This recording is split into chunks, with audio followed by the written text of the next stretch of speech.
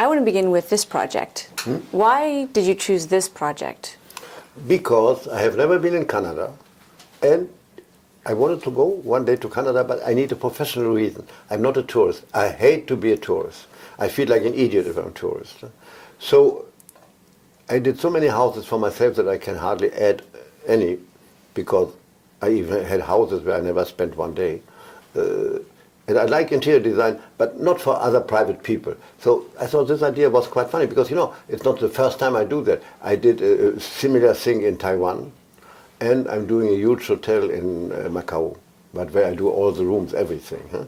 But in Taiwan, I do the same thing here, the only one apartment and, you know, to show people how it could be, and the lobby. Huh? And also there I did the facade to the whole building. And what's different about this kind of design, architecture, interior design, from what you're...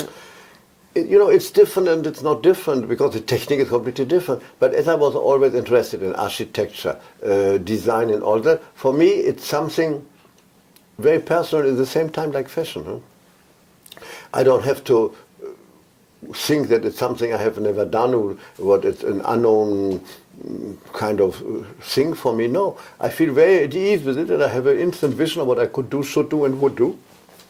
Maybe it sounds pretentious, but for me it's a project I can easily identify with. And to put your name on it, you must trust that it will be a quality project. Yes, but I mean, I put my name on things I like, so I don't have to hide my name. It's not some oral project. I mean, they have the possibility to make something beautiful, so why not? My idea, what I think they should do, because it's still early, is in my own eyes and for my own standard, good enough that I can put my name on it. I don't do jobs where my name could not appear. This I never do. And you, as you say, it's all the same process. Yeah.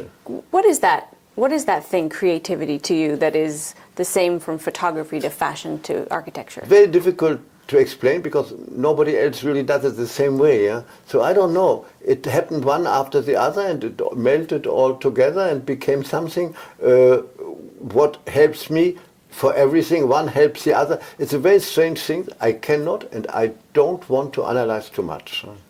Are you ever insecure about your creativity? What? Ever uncertain that you will be able to produce the kind of work you want? No, people are very much to burn out and those stuff today. You know, I have a position in life in terms of work, what is so pleasant that it's very difficult to be that difficult and thinking that's too much. I have great people working with me, unbelievable teams, some people who for 30, 40 years worked with me, had never worked for somebody else. So this is like some Swiss watch, you see. Huh? So I don't even, what you asked me is even a question that doesn't enter my mind. You're never afraid? I hope so. No, I never noticed. Perhaps I did, but I never noticed myself.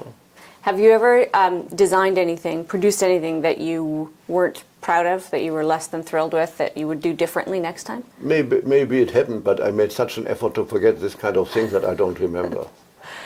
I'm very good about forgetting. Forgetting is good, and I think you're definitely on the record saying you want to look forward. Exactly. You know, in fashion what I like is next step, 6 months, 6 months, 6 months. Huh? Now it's even 3 months because there are so many collections with the Cruise and the Métier d'Art, Chanel and all that.